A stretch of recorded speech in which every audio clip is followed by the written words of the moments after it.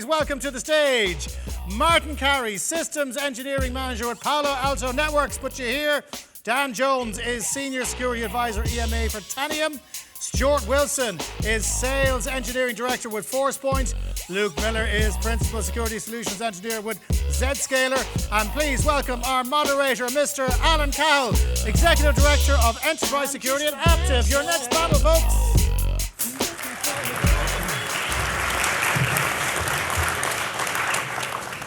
Are we on? Nice and clear? Yeah. Thank you, everyone. We're going to have a good discussion here on managing the risk beyond our perimeter. I'll give the panelists a quick 30 seconds just to do a round of intros. Martin, start with you. Yeah. Good morning, everyone. I'm Martin Carey. I am the Senior Technical Solutions Manager for Palo Alto Networks in Ireland. Good morning, everybody. My name is Dan Jones. I'm a Senior Security Advisor at Tanium.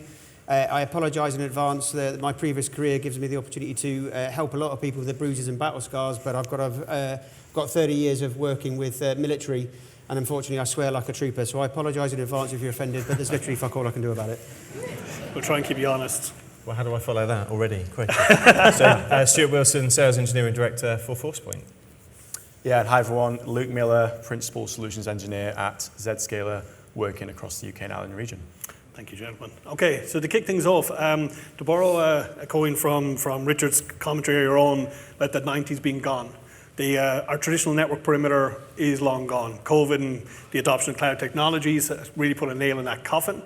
And I think the demand for innovation to move faster, our business requirements to create more interconnectivity for our employees, to work with our customers and the suppliers and supply chain as a whole, it's very much blurred the lines where your organization's perimeters are ending and your supply chain and your partners' perimeters are starting. And as a result, what we're seeing, or what I believe we're seeing, is blind spots. Blind spots for organizations to consider in terms of controls that historically they would have had internally, that they need to consider with their supply chain, and the roles and responsibilities. With that gray area, who owns what controls? And where are the roles and responsibilities delineated? Because that's leaving us very vulnerable, and threat actors are going to exploit that. So with the panel today, we're going to kick that off and have a discussion basically what are the approaches and the challenges for our businesses to working out, I guess, this digital borderless environment.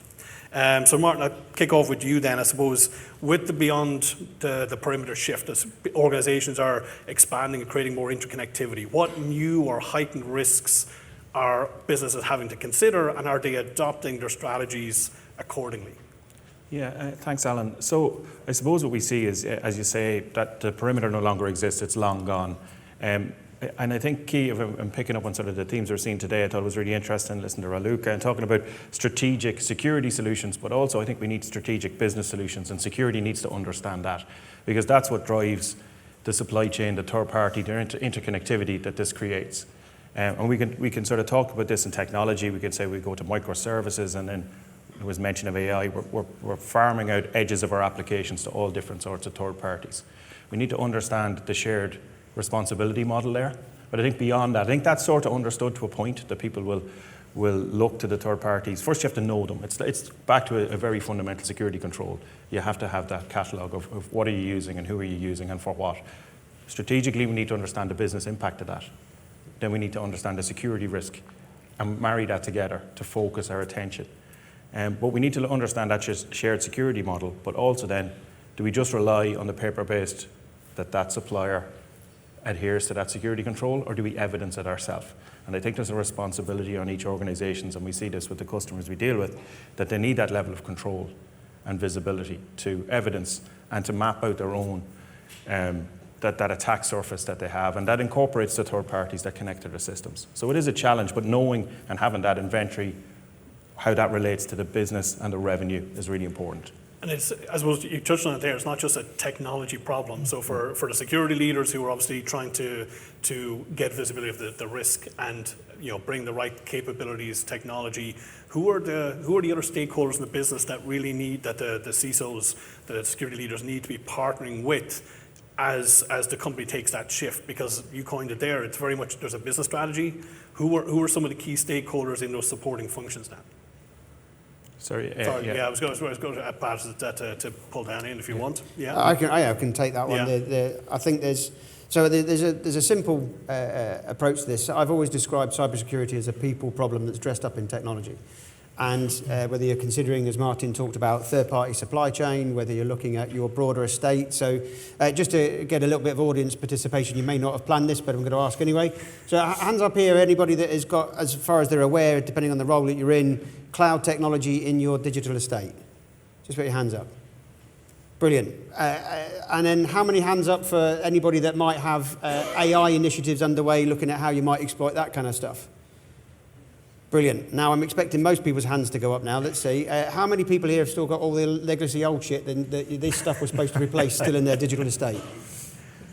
Yeah, pretty much most going up. So I think this comes to me, and all of that technical solution, the perimeter, as you mentioned to start with, Allan, is very much around a blurred edge. And when you introduce a lot of that technology and a lot of the oversight that's now coming through from legislation, you've got to have a relationship with those entities. You've got to understand who's at the other end of it, exactly as Martin was talking about in terms of not just from an internal business point of view, but also from a relationship status. Don't just look at what's on the paper, because that's where you're going to find your latest vulnerability or your latest issue to resolve. But all of this comes back to a case of, do you trust the other person to do their job? Because you won't have complete oversight of everything that is in your digital estate now.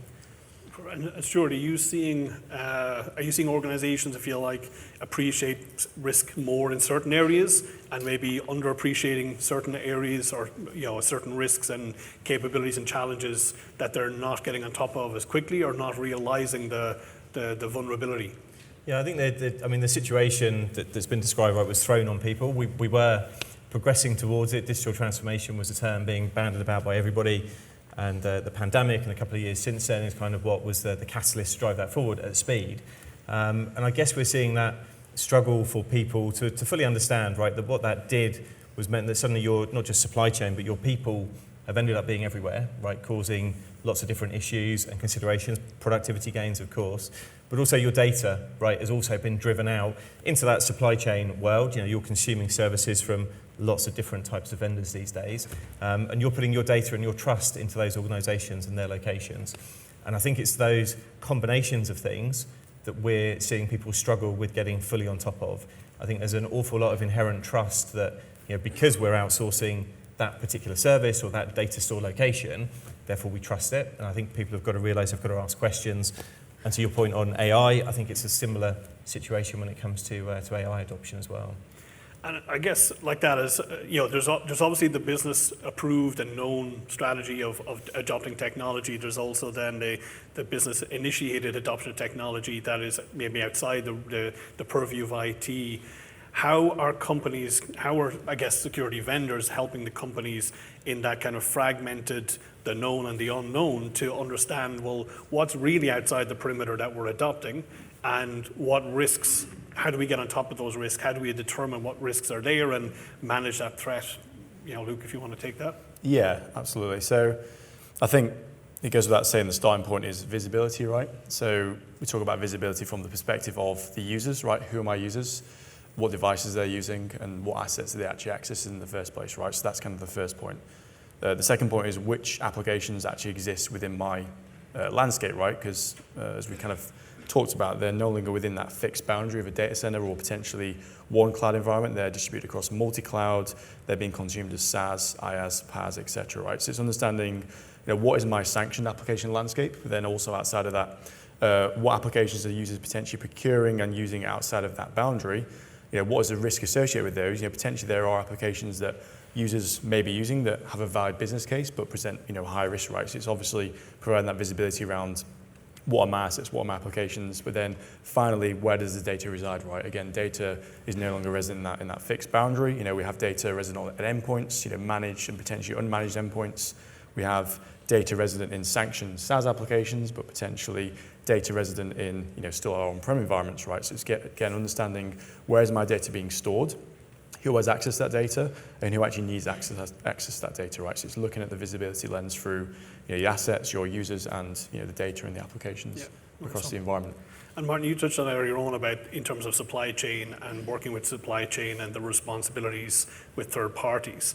How has that evolved in terms of how we assess and engage with third parties, and if you like, to some extent, have that discussion on, well, where the roles and responsibilities lie and accountability for what we as an organization retain control of, and accountability for the service providers or our supply chain in protecting us. If we're, it doesn't have to be a software, we could just be a support services. But how has that relationship evolved so that we're establishing trust that they're not becoming a risk to us as a natural service? So I think there's a few layers and points in time for that, right? So you would consciously engage with a third party, you would understand their data processing agreements, you go through that, you would understand that shared responsibility model, and you set up things like this and you're working. That's a point in time scenario. But I think you need to own the risk and assessment of that, and there has to be a constant verification of that, because as that evolves, because when we talk about these third parties, it could be that you're just using tooling, you're using that in your DevOps environment. Someone will pull down the latest release of that, and I think it was mentioned earlier, that will dynamically change. Your suppliers will dynamically change their code, and as a technology supplier, what they do. So you have a responsibility to monitor that, to understand what is the posture from your perspective, what data is flowing out to, because that will change over time as well. Yeah. So it is about visibility and monitoring tools of that as well. It's probably also about, to keep up to date with the threat intel on your supply chain as well, because that's key as well. If they have an event, most people will be responsible, they let you know, but you have to take responsibility for that. Yeah. But there's also then the unknown supply chain as well. There is, again, in those development environments, digitizing of businesses is just accepted now. It is a key strategy for all businesses. If you look at the CEO surveys in Ireland this year, it was a key tenet from CEOs that technology will develop and evolve our business. AI will develop and evolve our business. So it's key to that. This will happen. And as they develop, as developers work like that, we need to embed security into their thinking. I mean, I would have worked, you mentioned digital transformation, I did some work on that previously in my career. And the worst thing you could do was get something working in a sort of minimum viable product, and your users, your customers would love it. And then security would look at it. Yeah. And then it would, no, we can't do that, we got to hamstring it. So we need to embed security into that, into all that transformation and all that business strategy. And we need to get visibility, but you need to own the responsibility yourself for your organization. And Luke, like on that kind of topic of the risk and understanding the risk, then, are you seeing decisions actually being made by leaders, by the businesses aligned with the threat, aligned with the risk of adoption of certain technologies, what they put out outside the perimeter, that is it all about, yes, let's enable as much innovation as possible and accept risk? Or are you seeing an evolution of how businesses reach certain decisions and the level of risk they're willing to accept in what they put into someone else's hands? Yeah, it's an interesting point, right? Because I was going to comment and say the whole supply chain route, again, people have to realise that they don't have the control that they did, right?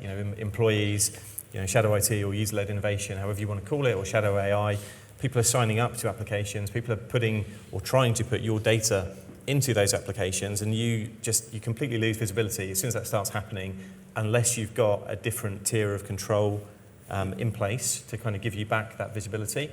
And that, I think, is what people need to start thinking really carefully about, because everything has gone SaaS. We've already said, right, that migration to cloud applications, to cloud storage, everyone is going that route. If you don't put that visibility layer in place, you are blind to what's going on. So that for us is something really important. I think it's just to add that, I think this is not anything groundbreaking from what it used to be 20 years ago. For those that haven't already figured out, I'm ridiculously old. But this is a situation where the digital estate that you once had is difficult to define, as you started off with. But visibility is where you start. You've got to have that. But I remember doing conversations with colleagues, and they're saying, we need asset visibility. Brilliant. So you can now see it. Now what? Oh, well, I want to be able to control it. Oh, that's not what you asked for. You just said you wanted to see it. And then, I don't want to actually say control it. I want to be able to do stuff to it to fix it in real time. I want to be able to take it in that sort of speed that makes sense. And when you're working in traditional IT operations, they're usually on a spin cycle that's a lot less in terms of speed of response than the security operations. And I think the whole activity relies on that piece that you've just expanded on, saying your digital estate, you're not going to be able to see all those assets. I do love the user-led innovation, polite way of saying stuff that somebody spun up when they weren't supposed to. But that really brings to life the fact that, okay, how are you going to report back on a I can't even say that bloody word. Legal shit. How are you going to report on that at a time that makes sense? Because to Martin's point, it's a snapshot. Yeah. So you've got to be able to take a view of this and say, I need to have something. The phrase that I've used a number of times is about speed of relevance to your organisation and the risk level that an organisation, and everybody's going to be slightly different. But you've still got to be able to do the basics that we were trying to do 20 years ago. You've got to be able to see everything, you've got to be able to know that you can control it, and you can take changes when you need to. Yeah. But that now needs to extend into other providers, other service initiatives that are not necessarily a direct lever you can pull on in order to be able to do that at a moment's notice. So you have to have those procedures and pieces in place. I think the panel before were talking about rehearsals and very much exercises and drills just to sort of become familiar with responding to something that's happening. Similar kind of thing, I think, in this case, where if you need to exercise that level of control, exercise it in a tabletop environment and see what falls out, because I suspect most people's procedures, contracts and other things that are going to be in the way from making that seamless to start with, but also in a time sense worthwhile even executing, because you can't do it. Obviously, data is at the hub of everything. Absolutely. So it's the what we're putting out there and who we're giving control over it, and the influencing factors around that. And I guess in that ecosystem of where is the data residing, where is it flowing through and from, our organisation having to undergo a bit of maturity in terms of determining what is my most sensitive data and who owns it, in terms of decision making around putting your data out there. Not all data is treated equally. So how our organization is no longer just a security conversation to say, I want to prevent DLP, I want to implement DLP, I want to establish and understand what's moving around. But it's, well, what is that data? How are you seeing companies evolve that conversation? Yeah, I think in terms of the data side, right, there's two angles. This is obviously a tech angle and a business angle, right? I think from the business side, it's having that stakeholder conversation, right? So if you're kind of a CISO or maybe responsible for GRC, right, it's actually having that conversation with different personas in your business, right? Maybe you've got a manufacturing department, maybe you've got a sales department, legal department. It's actually understanding how do they handle data on a day-to-day basis, right? What is their legitimate use case for data, for handling data? What applications and resources and toolings they utilize to handle data, and what do those flows look like, right? I think that first piece is really a discovery conversation outside of tech, right? And then secondary to the point I made earlier, it's about visibility, about where is my data actually flowing, right? So having that visibility in terms of where data is flowing from an internet-bound perspective, where data is potentially flowing internally, but also then potentially data at rest as well across my endpoints, my cloud environments, my on-prem environments as well. So it's having that visibility then to enforce those policy decisions, which minimize the end user friction, right? Because as soon as you start to block an end user from doing their job, that's when they start to try and evade the security controls in place, and that's when dangerous things start to happen, right? Because they'll try and bypass toolings, they'll bypass processes and procedures, and that's where the real you're essentially creating your own insider risk, right? Yeah, yes, exactly. Yeah. I'm getting the thing sort of a 5-minute warning. So what I might do is before kind of close out with, we'll open up to the floor. For any Q&A, I think you want to throw at the panelists here. Maybe stay clear of Dan so he doesn't swear. Okay, fire it. Bring your microphone. Look. Oh, very good. You two, for the people at the back. Oh my God. Okay. What's your advice for organizations today on how to communicate complex risk to the board in 10 seconds or less? Okay. I'll take that one as a starter. I would take a baseball bat with a carrot painted on it. And if you can't hit them repeatedly, then if they've got knocked out before they've understood what you're doing, then try somebody else. Let's just say violence is not an option. I think that's the role of the CISO traditionally, or the CIO, depending on how your composition is taken up. But that's where those individuals can't be pure technically gifted individuals, because they've got to be able to communicate. They have to be effective at being able to translate very complex technical information into something that a board that will have a small amount of time to digest it to make a decision. But I'd also put it as my phrase is bottom line up front. So what is it you want them to do, and what do you want to take notice? If they ask further follow-on questions, then you need to take them offline and have a longer conversation. Stuart, you were going to jump in there as well, are you? Well, so I was just going to add, so we work in sales, right, to some extent. You're all aware of that. So we're focused on making sure that who we're dealing with can articulate the pain, right? So what is the ultimate thing that is driving the decision to make an investment in technology or make a change within the environment? And if the person that we're trying to work with can't articulate that to us, we're not doing our job, right? We need to help that person and coach that person to be able to articulate the pain and the value that any technology solution is going to deliver to them. So finding out that pain is the crucial thing, right? What is the end result of not doing something? You know, is it financial? Is it compliance risk? Is it something else? Speaking the language of whatever you're into, either noughts and ones, money or people. And Allan, maybe for you as well, how do you leverage your partnerships to help you communicate that risk to the board, right? You've got an amazing security partner standing in front of you. How do you leverage that partnership to help you? But maybe this is some advice for the audience as well, who, again, back to what I was saying earlier, you shouldn't be alone in this. Thanks for putting me on the spot. I wasn't meant to be answering the questions here. Yeah, very much so. It's our vendors need our partners basically supporting the information, the evidence, to help us tell that story, to help us understand and expose where, through our statistics, our KPIs, our KRIs more particularly, show us where the risk to the business is at this current point in time and how our services are performing against those, where we have the biggest risks, where we have the gaps, where we need the investment to push a level of maturity on our services. So it's all about data-driven metrics. Yeah. I can't, unfortunately the light's right in my eye, so I can't see if there's any other questions. So we can grab the vendors or the guys outside. So we'll wrap it up, quick 30 seconds for each of you. If you had one focal piece at the moment that you'd kind of advise a leader in your own areas of, get this right as regards to moving, expanding your perimeter, working more in a interconnected environment, one single focal point you'd advise them to go after. So for me, it is pinning it to strategy and get strategic. I think Raluca said it earlier, we have lots of point solutions and tactical solutions when it comes to security. We need to stand back, readdress that, work on the strategy, and solve multiple problems with one technology, or to consolidate that really. Dan? I would advise that you try not to make friends in a crisis. So do take the opportunities like today to connect with individuals and others, because no one person, no one organisation is going to have all the answers. So that when you have that ability and that response capacity when you need to, you can call upon advice and information from other sources. But it is a people business that we're in, and I would advise everybody just to try and make connections with your organisations that your suppliers are contracted to give you, or whether it's just other people generally that you meet in places like today.